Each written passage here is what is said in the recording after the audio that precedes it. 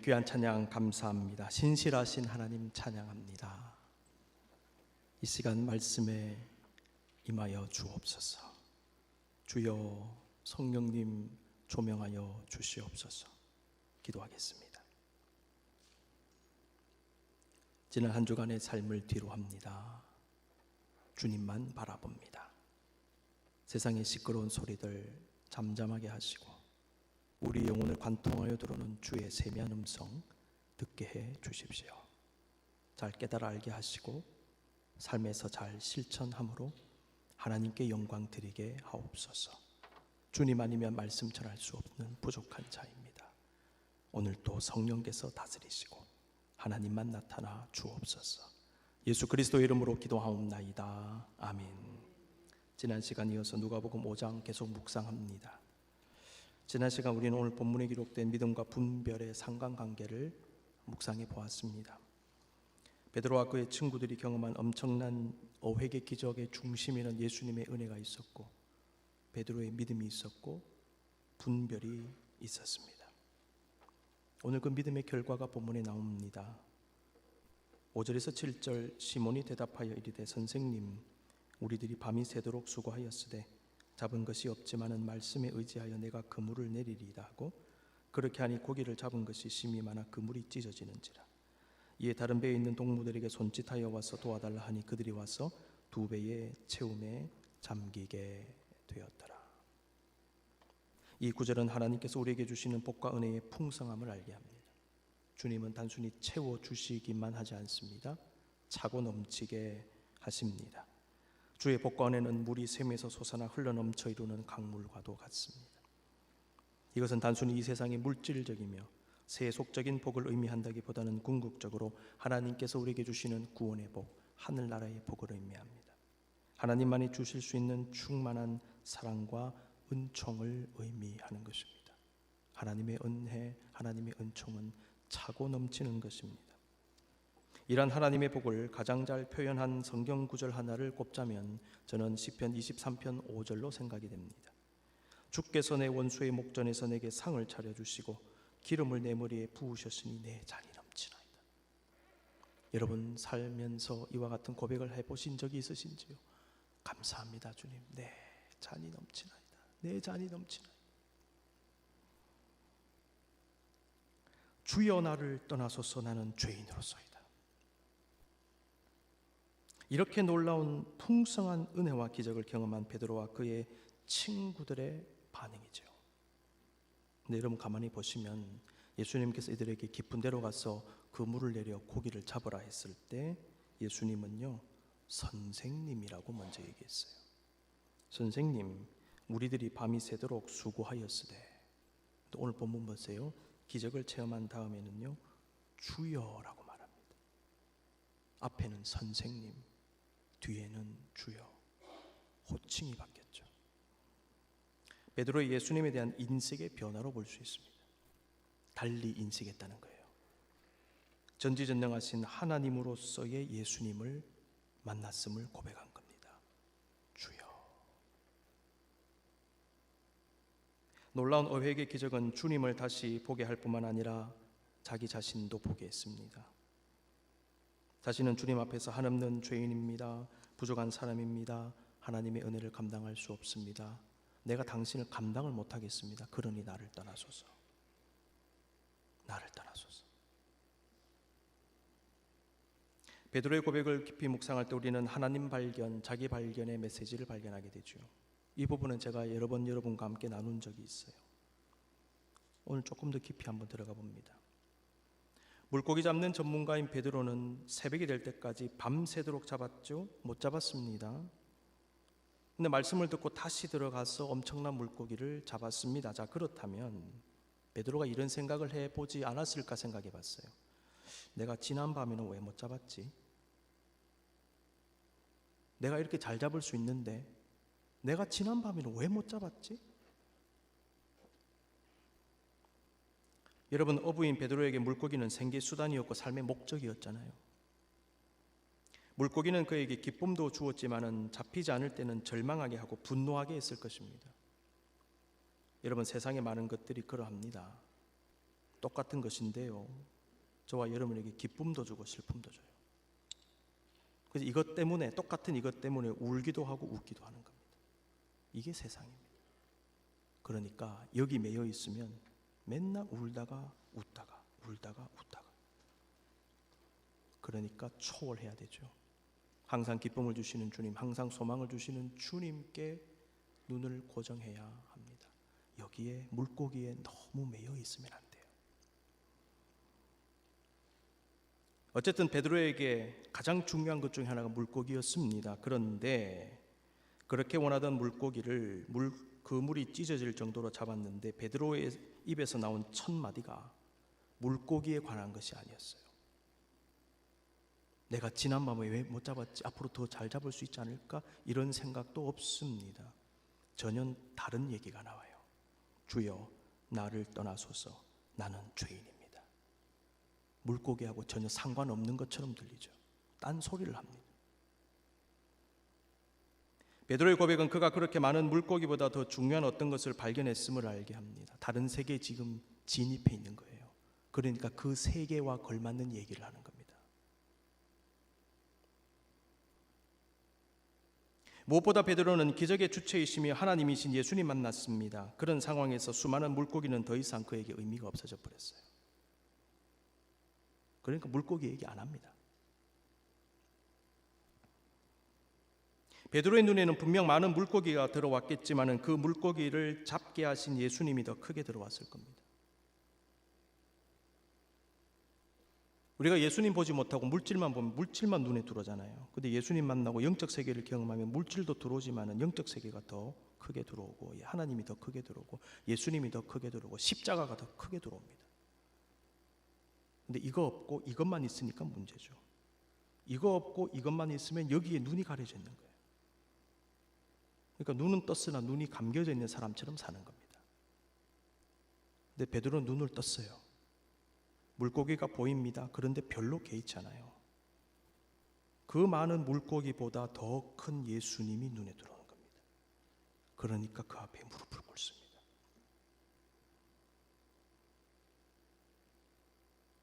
우리가 주님 인격적으로 깊이 만나고 은혜 체험하면 인생관, 세계관이 달라져요.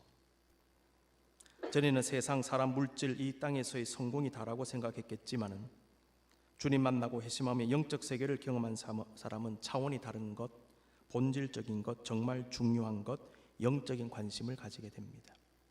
그래서 주님 깊이 만나 믿음을 가지고 성령 받으면 영적인 사람이 되는데, 영적인 사람의 특징은 영적인 관심을 가지는 것입니다. 이런 사람은 전에는 육적인 삶의 문제만을 근심했지만은 이제는 영적인 문제, 죄의 문제, 구원의 문제를 근심합니다. 똑같이 근심하는데 근심의 내용이 달라집니다. 고린도후서 7장 10절, 하나님의 뜻대로 하는 근심은 후회할 것이 없는 구원에 이르게 하는 회개를 이루는 것이요, 세상 근심은 사망을 이루는 것이니라. 똑같이 근심하지요. 똑같이 가슴 아픕니다. 고민됩니다. 그런데 하나님의 뜻대로 하는 근심은 구원으로 나갑니다. 세상 근심은 사망을 이룹니다. 방향이 완전히 달라요. 근심의 내용도 달라집니다. 하나는 살리는 것입니다. 하나는 죽이는 것입니다. 참된 믿음의 사람은 자신의 죄의 문제, 하나님 앞에 부족한 자신의 삶의 모습으로 인해 근심합니다. 먹고 사는 문제 힘듭니다. 육신적인 문제 힘듭니다. 그런데 그것보다 더 중요한 문제가 있음을 알고 거기에 더 마음을 두는 겁니다. 내가 신앙생활 이렇게 해서 되겠는가? 내가 하나님 이렇게 섬겨서 되겠는가? 내가 이런 마음 품어서 이게 되겠는가? 내가 이렇게 미움의 마음이 있는 것 되겠는가? 이걸 고민한다는 것입니다.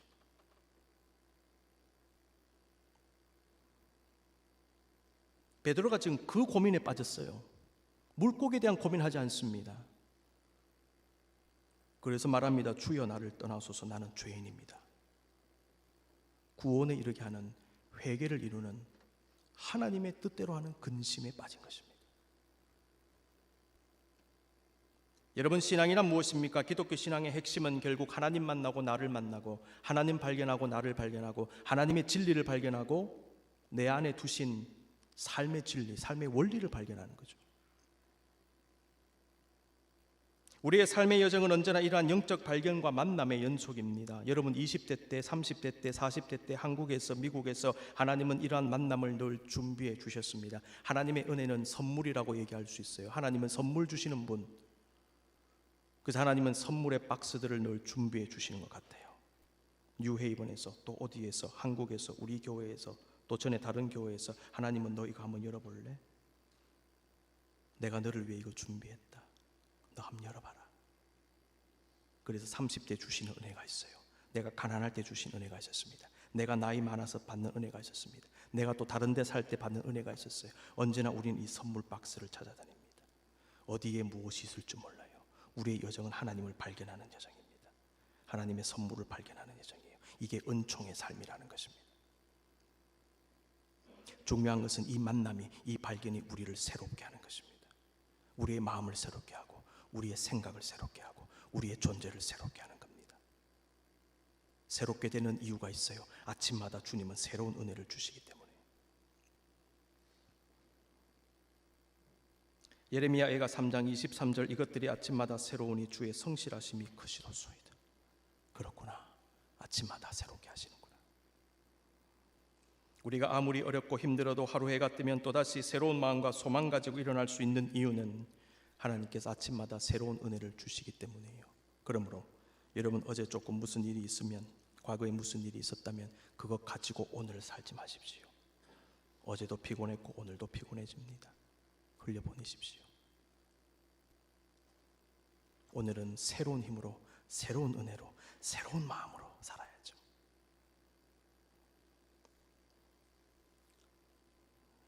전인권 씨가 모습은 좀 그래도 지나간 것은 지나간 대로 그러시더라고. 그러고 보니까 그런 헤어스타일로 해서 노래를 부르니까 또 나름대로 매치가 돼요. 인생 겪으면서 풍파를 많이 겪은 사람이 하는 고백처럼 보이잖아요. 지나간 것은 지나간 대로. 그렇습니다.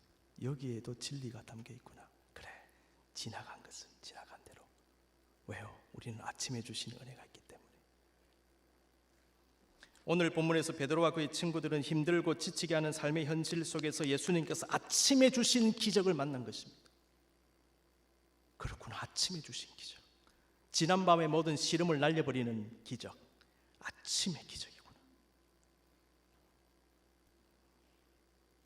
그러나 그들이요 놀랍고 무서워했다 그랬어요. 9절 10절 이는 자기 및 자기와 함께 있는 모든 사람이 고기 잡힌 것으로 말미암아 놀라고 세베대 아들로서 시몬의 동업자인 야고보와 요한도 놀랐습니다. 예수께서 시몬에게 이르시되 무서워하지 말라. 이제 후로는 네가 사람을 취하리라 하시니. 놀람과 무서움은 주님을 만난 사람들이 가지는 경외감을 의미할 것입니다.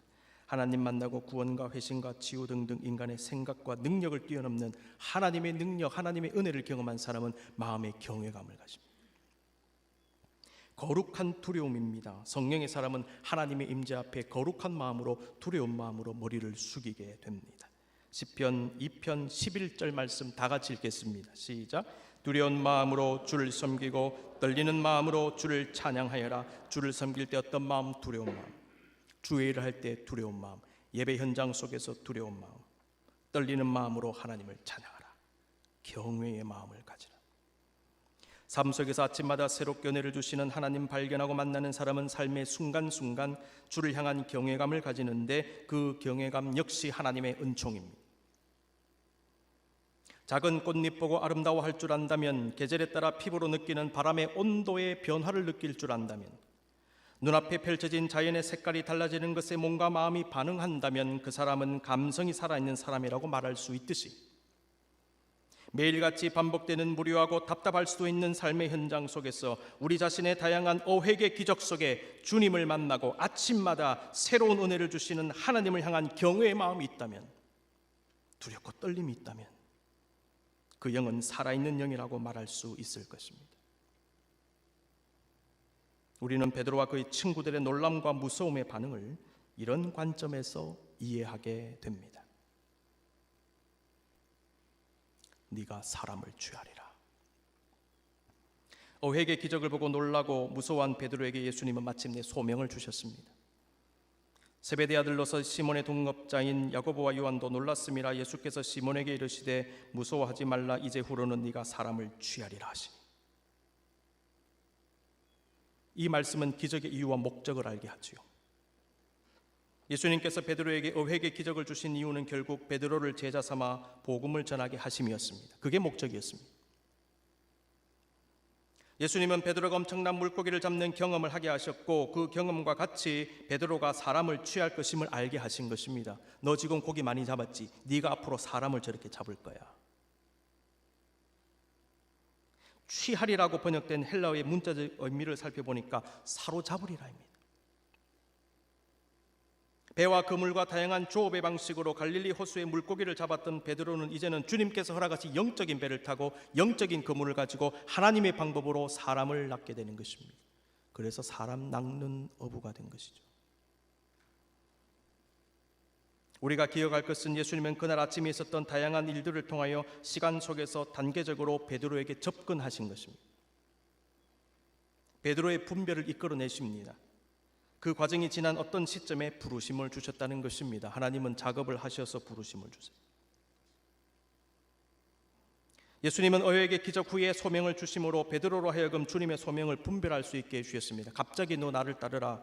물론 따를 수도 있겠죠. 그러나 기적을 경험하게 한 다음에 소명을 주심으로 기적을 토대로 해서, 경험을 토대로 해서 그 소명을 분별하게 하신 주님.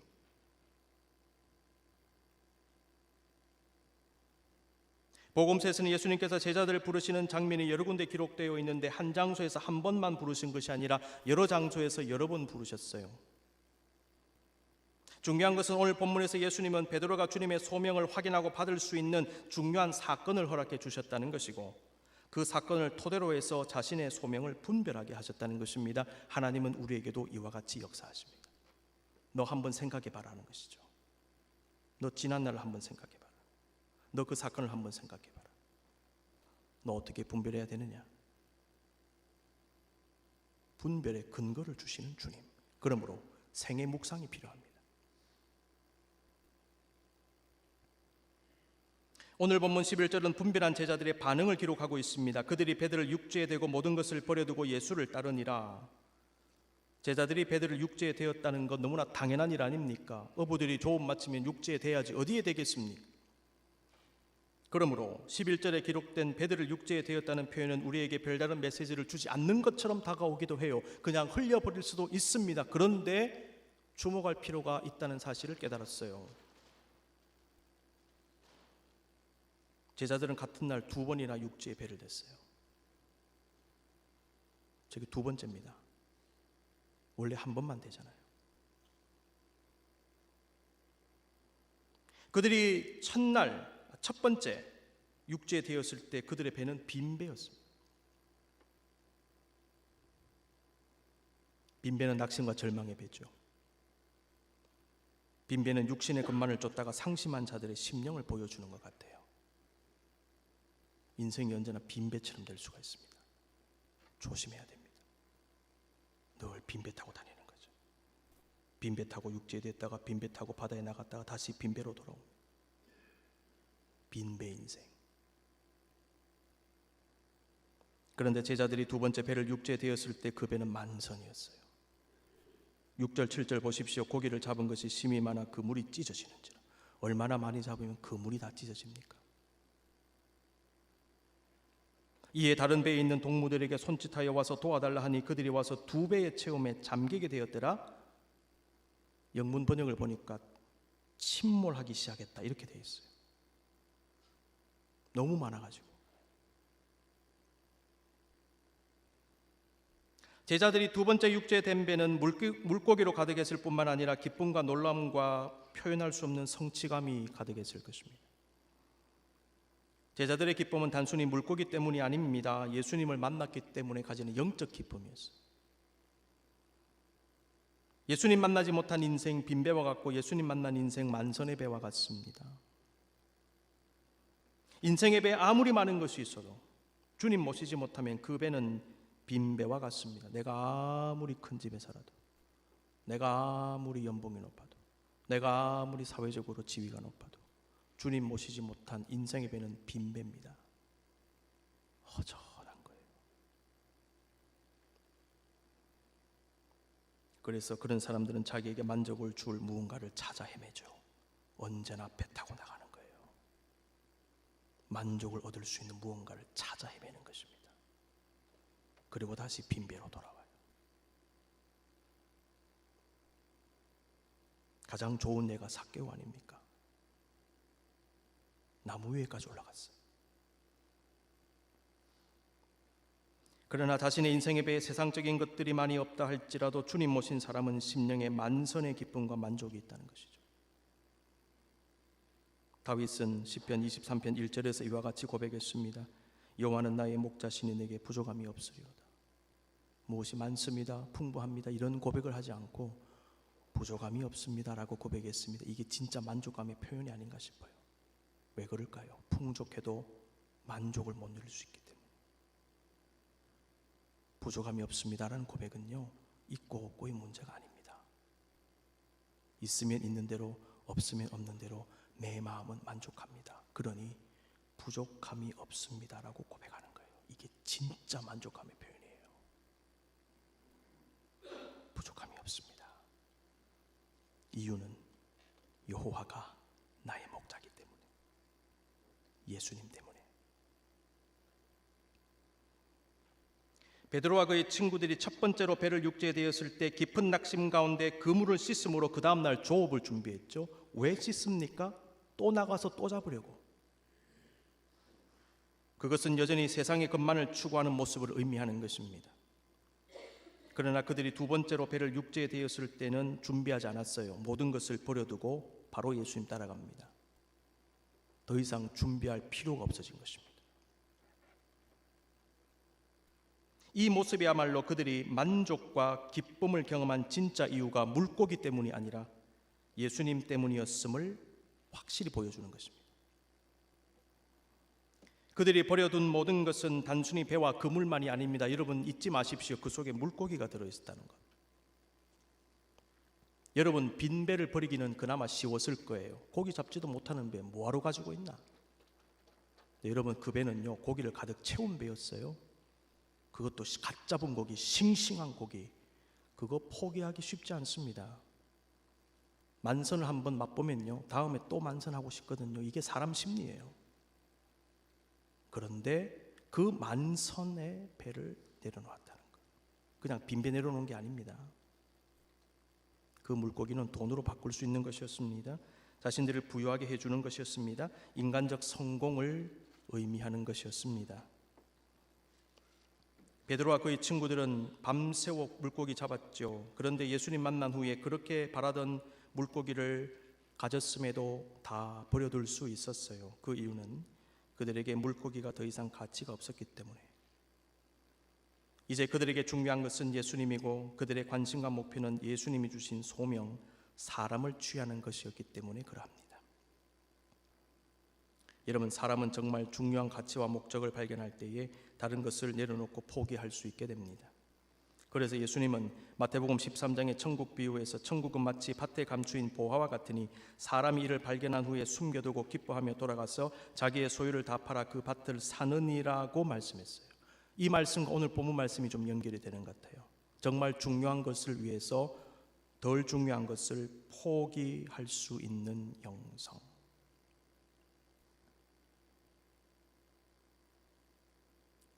(1938년) 하버드 대학교 의과대학 산하에 있는 성인 발달 연구소에서 그 당시 하버드 대학교 2학년생 268명과 보스턴 도심 빈민 지역 소년 456명을 대상으로 행복에 관한 연구를 시작했다고 합니다. 1938년.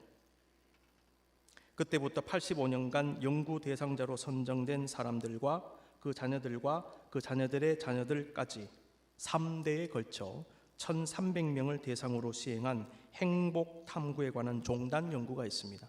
이 세대를 거듭해서 내려오면서 연구하는 것 종단 연구라고 하더라고요. 이 종단 연구가 완료되어서 2022년에 The Good Life라는 책으로 출간이 됐습니다. 이 책에서 저자들은 이렇게 말합니다. 사람들은 자기에게 좋은 게 뭔지 잘 모른다. 이 진짜 같아요. 우리는 나에게 좋은 것이라고 내가 잘 알고 있다고 생각하죠. 뭐가 좋은지. 근데 사람들이요, 자기에게 진짜 좋은 걸 잘 모른대요. 엉뚱한 걸 찾는 것입니다. 그러면서 좋은 삶, 행복은 좋은 관계에서 온다라고 말합니다. 행복이 어디에서 오나? 좋은 관계에서 온다. 특히 지금 내 옆에 있는 사람의 소중함을 생각하게 합니다. 여러분, 좋은 관계는 사람의 소중함을 알게 해요. 우리는 사람과 관계를 맺잖아요. 그래서 좋은 관계의 소중함을 안다면 사람의 소중함을 아는 겁니다. 아, 정말 소중하구나. 우리가 행복하기 위해서는 나와 함께하는 사람들과의 좋은 관계를 잘 만들고 유지하며 나가야 합니다. 사람이 나이가 들수록 자기에게 주어진 시간이 매우 제한적이라는 사실을 점점 깨닫게 되면서 전과 달리 자기 주변에 있는 사람들로 시야가 좁아진답니다. 그리고 그 사람들을 굉장히 소중하게 생각하게 된다고 합니다. 아울러 큰 욕심을 버리게 되고 작은 일과 소소한 일에 관심을 가지고 그것으로 인해 만족감을 얻기 시작한다고 합니다. 전에는 꿈이 컸어요. 대단한 걸 하고 싶었습니다. 근데 이제는 그 꿈이 줄어듭니다. 소소한 것에 관심을 가집니다. 사람이 소박해지는 거예요. 그래서 젊은 사람들보다 나이가 많이 든 사람들의 행복감이 더 높은 것으로 조사가 되었습니다. 젊은 사람들이 힘도 있고 능력도 있고 내 먹고 싶은 거 다 먹고 가고 싶은 데 다 갈 수 있고 야, 행복하지 않을까 생각하지만 이상하게 젊은 사람들이 연세 드신 분들보다 행복감이 덜하답니다. 왜 그럴까요? 욕심이 많아서. 근데 연세가 드니까 힘이 빠지고 전과 같이 여러 가지로 힘들고 하니까 이 상태에서 내가 행하는 이것이 너무 좋은 거예요. 하나님 감사합니다. 내가 이 나이인데 이렇게 교회에 나와서 예배하는 것 하나님 감사합니다. 전에는 감사 잘 안 했을 거예요. 근데 이거는 이 순간이 감사하고 이 작은 것이 감사하고 내 옆에 있는 사람이 너무나 소중하고 얼마 지나지 않아서 다 헤어질 사람들 아니냐. 그러니까 가족이 소중하고 친구가 소중하고 교회가 소중하고 옆에 있으니까 감사합니다. 당신 행복하십니까? 연세 드신 분들 행복합니다 하고 얘기하는 거예요. 감사합니다. 핵심이 무엇입니까? 정말 소중한 걸 잡으라는 거죠. 오늘 본문에서 베드로는 자기 인생에서 정말 중요한 것이 무엇인지를 발견한 것입니다. 그는 예수님을 만났습니다. 정말 만들어야 되는 관계, 주님과의 관계를 만들었죠. 자신이 남은 인생 동안 정말 무엇을 해야 되는가? 소명과 사명을 발견한 거예요. 인생의 목표를 발견한 것입니다. 이런 사람은 행복합니다. 그리하였기에 그렇게도 바라던 엄청난 물고기를 잡았음에도 아무런 미련 없이 배와 그물과 잡은 물고기들까지 다 버려두고 예수님을 따라간 것입니다. 사랑하는 성도 여러분, 이 시간 눈을 감고 좀 묵상하십시오. 여러분, 주의 은혜 가운데 우리의 삶 속에서 주의 뜻을 분별하십시다. 저와 여러분의 인생의 배가 제자들이 첫 번째 육지에 된 배가 아니라 두 번째 육지에 된 배와 같기를 바랍니다. 우리도 세상의 물질의 만선이 아니라 그것과는 비교할 수도 없는 진정한 심령의 만족이 있는 영혼의 만선의 은혜를 누리실 수 있기를 원합니다. 우리 역시 찾을 것을 찾고 붙잡을 것을 붙잡고 내려놓을 것을 내려놓고 주님을 온전히 따라가는 참된 제자의 삶을 살기를 원합니다. 예수님 만난 베드로의 마음에는요, 예수님으로 인한 충만이 있었어요. 예수님으로 인한 만족이 있었습니다. 예수님으로 인한 부요함이 있었던 것입니다. 우리에게도 이 부요함의 은혜, 이 충만의 은총이 있기를 원합니다. 베드로가 경험한 어획의 기적, 믿음과 분별의 역사, 소명과 순종의 결단, 그리고 주님만이 주실 수 있는 진정한 충만의 역사가 저와 여러분 모두에게 함께 하시기를 간절히 기원합니다. 이 일을 놓고 기도하십시다. 주님, 정말 예수님으로 충만케 해주십시오. 우리에게도 어획의 기적을 주십시오. 영혼의 만선의 기쁨을 주십시오. 정말 주님 만나고 새로운 인생의 목적과 비전을 발견하고 주님 그 한 분 위에서 내려놓을 수도 있는 결단을 가지게 해주십시오. 주님 충만의 은총을 주시옵소서.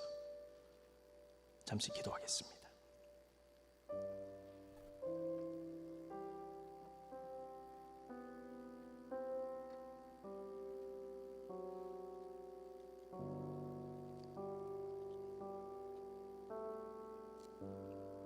베드로의 만선의 기쁨을 상상해 보십시다. 무명이어도 공허하지 않은 것은 예수 안에 난 만족함이라. 가난하여도 부족하지 않은 것은 예수 안에 오직 나는 부요함이라. 예수로 충만하네. 난 예수로 충만하네. 신앙을 고백하면서 마지막 찬양 주님께 드리겠습니다.